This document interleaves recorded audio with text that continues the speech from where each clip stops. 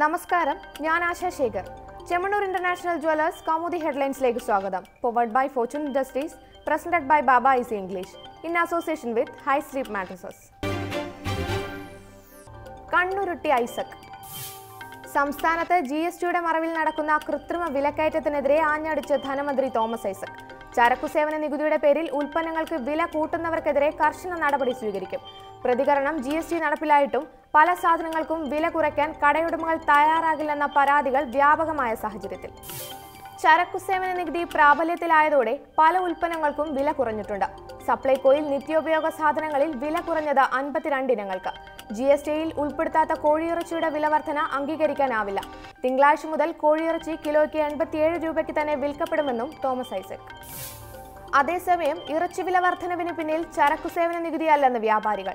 Poultry ഫാമുകൾ കൊള്ളലാഭമുണ്ടാക്കുന്നു എന്ന പ്രചരണം അടിസ്ഥാനരഹിതം. വിനയായത് GSTയുടെ വരവോടെ കോഴിവില കുത്തനെ ഇടിയുമെന്ന ആശങ്കയിൽ കേരളത്തിലെ കർഷകർ ഉൽപാദനം കുറച്ചതും സാഹചര്യം മുതലെടുത്ത് തമിഴ്നാട് ലോബി വൻ വർധനവ് വരുത്തിയതും. കുരുക്കുമുറുക്കി കോടതിയും. കൊച്ചിയിൽ നടി അക്രമത്തിനിരയായ സംഭവത്തിൽ അന്വേഷണം അവസാന ഘട്ടത്തിലെത്തി നിൽക്കെ കസ്റ്റഡി റദ്ദാക്കണമെന്ന പൾസർ സുനിയുടെ ആവശ്യം തള്ളി കോടതി.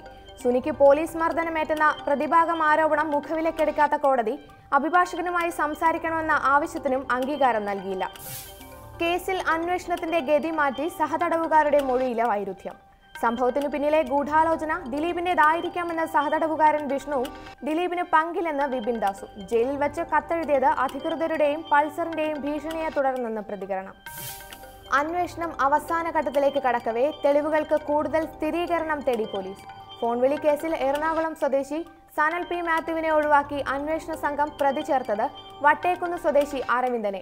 പൾസർ സുനി ചോദ്യം ചെയ്യലിനോട് പൂർണ്ണമായും സഹകരിക്കുന്നില്ലെന്ന് സൂചന. കൃഷ്ണദാസിന് വിലക്ക്. Nehru group chairman P. കൃഷ്ണദാസിന് കേരളത്തിൽ കയറുന്നതിന് വിലക്കേർപ്പെടുത്തി സുപ്രീംകോടതി. കേസ് അന്വേഷണം പൂർത്തിയാകുന്നതുവരെ കൃഷ്ണദാസ് കോയമ്പത്തൂരിൽ തന്നെ തങ്ങണം.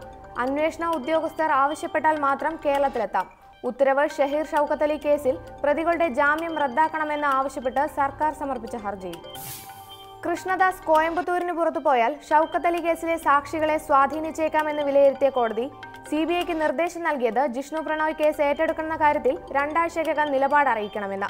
കോടതി ഉത്തരവ് സ്വാഗതം ചെയ്ത് ജിഷ്ണുവിന്റെ കുടുംബം. അന്വേഷണത്തിൽ പൂർണ്ണ വിശ്വാസമെന്ന് അച്ഛൻ അശോകൻ. അഴിച്ചാൽ തീരാത്ത കുരുക്ക്. കാലിത്തീറ്റ കേസിനു പിന്നാലെ ലാലുവിന് പുതിയ കുരുക്കുമായി CBI. റെയിൽവേ മന്ത്രിയായിരിക്കെ ലാലു നൽകിയ കരാറുകളിലെ ക്രമക്കേടുകളിൽ RJD മേധാവിക്കും ഭാര്യ റാബ്രി ദേവിക്കും മകൻ തേജസ്വി യാദവിനുമെതിരെ കേസ്. അഴിമതിക്ക് തെളിവ് തേടി റാബ്രി ദേവിയുടെ വസതി ഉൾപ്പെടെ 12 കേന്ദ്രങ്ങളിൽ CBI raid.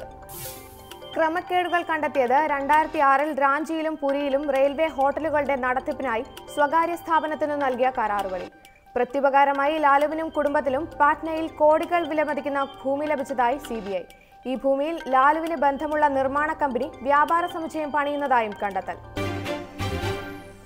Chemmanur international jewellers Kaumudi headlines സമാപിക്കുന്നു. Powered by Fortune Industries, presented by Baba Easy English, in association with High Sleep Mattresses. അടുത്ത ഹെഡ്ലൈൻസ് 1 മണിക്കൂറിന് ശേഷം. നമസ്കാരം.